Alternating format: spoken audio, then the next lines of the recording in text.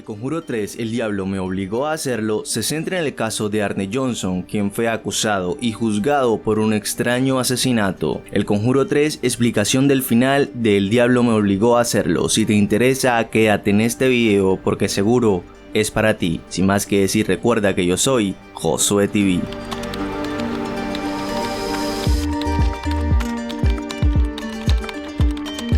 Cuidado, alerta de spoiler. El Conjuro 3 revela una espeluznante historia de terror, asesinato y un mal desconocido. La octava película de este universo cinematográfico de terror que los fans llaman Warrenverso se centra en el caso de Arne Johnson, quien fue acusado y juzgado por un extraño asesinato. Este caso sorprendió a investigadores paranormales experimentados como Ed y Lorraine Warren. Es uno de los casos más sensacionales de sus archivos. Empieza con la lucha para salvar el alma de un joven y después les lleva más allá de cualquier cosa que hayan visto antes. El Conjuro 3 comienza con el exorcismo de David Glatzel el 18 de julio de 1981, en el que están presentes los Warren y Arne Johnson, novio de Debbie, la hermana de David.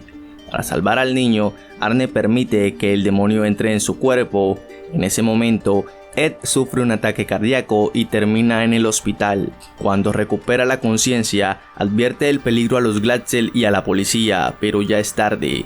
Arne apuñaló brutalmente a su casero Bruno. Aunque los Warren intentan convencer al abogado de usar la defensa de posesión demoníaca, el jurista desecha la idea, así que no tienen más opción que por su cuenta averiguar la verdad. ¿Qué pasó al final del Conjuro 3? El Diablo me obligó a hacerlo.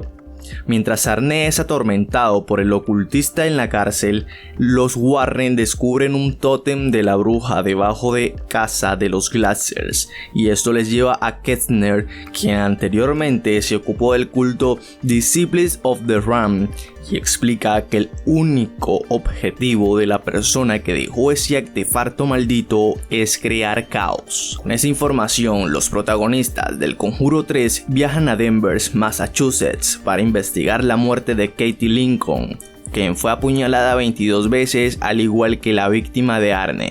En ese lugar también se encuentran un tótem de la bruja, y gracias a las visiones de Lorraine se revela que Katie fue asesinada por su amiga Jessica Louise Strong, quien tras su crimen se lanzó por un acantilado. Después de algunos eventos, los Warren descubren que el ocultista es Lola, la hija que Ketzner crió en secreto, y que para terminar con la maldición es necesario destruir el altar principal. Cuando Lorraine entra en los túneles para hacer eso último, la ocultista asesina a su padre, trata de que Arne se suicide y posee a Ed nuevamente.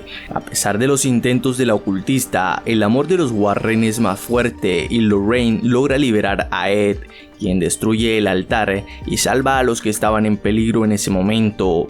Sin embargo, el demonio necesita el alma que le fue prometida, así que se lleva a Lola. En tanto, Arne es condenado por homicidio involuntario a 5 años de prisión. ¿Qué significa el final del Conjuro 3? El Diablo me obligó a hacerlo. El Conjuro 3, El Diablo me obligó a hacerlo, termina con Ed mostrándole a Lorraine la glorieta que construyó en su jardín, que además de recordar el primer beso de la pareja de investigadores paranormales, sirve como un tributo a la verdadera Lorraine Warren, quien falleció antes de que empezara la producción de esta película. Por otro lado, el objetivo del ocultista era causar el caos, y para eso necesitaba 3 víctimas con las que sosegara al demonio que acechaba en las sombras. Por lo tanto, el niño es Jessica, el amante se refiere a Arne y el hombre de Dios era Ed. Sin embargo, no consiguió completar su ritual, así que dio su alma en compensación. Al cerrar el caso, Ed y Lorraine colocaron la taza del altar en su espeluznante habitación de artefactos, junto con la pintura de Balak y la muñeca Annabelle. Si te gustó este video, te invito a suscribirte, darle like, activar la campanita y recuerda que yo soy Josué TV.